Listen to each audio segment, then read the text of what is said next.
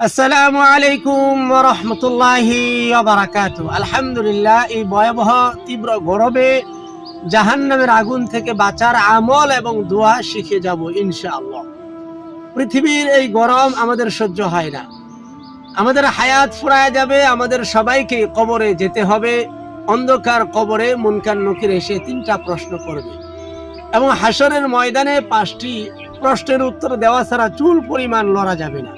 সেজন্য আসুন, দুনিয়ার এই গরম যদি আমাদের সহ্য না হয়, তাহলে পরকালের ভয়াবহ আগুন, জাহান্নামের আগুন আমরা সহ্য করতে পারব না। সেজন্য আসুন, জাহান্নামের তীব্র গরম থেকে বাঁচার জন্যে, জাহান্নামের ভয়ানক আযাব থেকে বাঁচার জন্যে দুনিয়াতেই আমাদেরকে আমল করতে হবে। সেই গুরুত্বপূর্ণ ছোট্ট একটি আমল শিখব, যে আমলের বিনিময়ে আল্লাহ পাক আমাদেরকে ক্ষমা করে দিবেন, মাফ করে দিবেন। এই কথাটি আমার নয়, নবীজি সাল্লাল্লাহু আলাইহি ওয়াসাল্লাম বিভিন্ন সময়ে সাহাবীদেরকে জান্নাত লাভ করার আমল এবং জাহান্নাম থেকে মুক্তির আমল শিখাইছেন।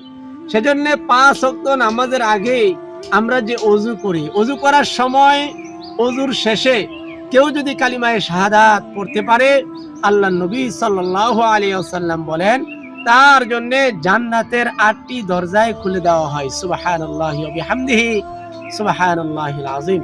সেজন্য আসুন, আজকে থেকেই নামাজের জন্য অথবা অন্য যে কোনো আমল করার জন্য যখনই আমরা ওযু করব, ওযু করার পরে আকাশের দিকে তাকিয়ে আমরা কালিমায়ে শাহাদাত পড়ব। আশহাদু আল্লা ইলাহা ইল্লাল্লাহু ওয়াহদাহু লা শারীকা লাহু ওয়া আশহাদু আন্না মুহাম্মাদান আবদুহু ওয়া রাসূলুহু।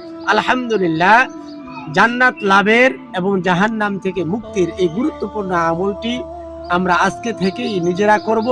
অন্য সকল ইমানদার মুসলমান ভাই বোন যেন এই আমলটি করে আল্লাহর পক্ষ থেকে যেন জান্নাত নিতে পারে, জাহান্নাম থেকে যেন মুক্তি নিতে পারে। ছোট্ট ভিডিওটি সর্ব জায়গায় সওয়াবের নিয়তে শেয়ার করে দেব ইনশাআল্লাহ। আর যারা এখনো একটি লাইক করেন নাই, অবশ্যই ছোট্ট করে একটি লাইক করে দিবেন। কমেন্ট করে আপনাদের মূল্যবান মতামত জানাবেন, আপনারা কি ধরনের আমল জানতে চান। আপনাদের কমেন্ট অনুযায়ী আমি আগামী ভিডিওটি নিয়ে আসবো ইনশাআল্লাহ। আর যারা সাবস্ক্রাইব করেন নাই, অবশ্যই ছোট্ট চ্যানেলটি সাবস্ক্রাইব করে আমার পাশেই থাকবেন। আসসালামু আলাইকুম ওয়া রাহমাতুল্লাহি ওয়া বারাকাতুহু।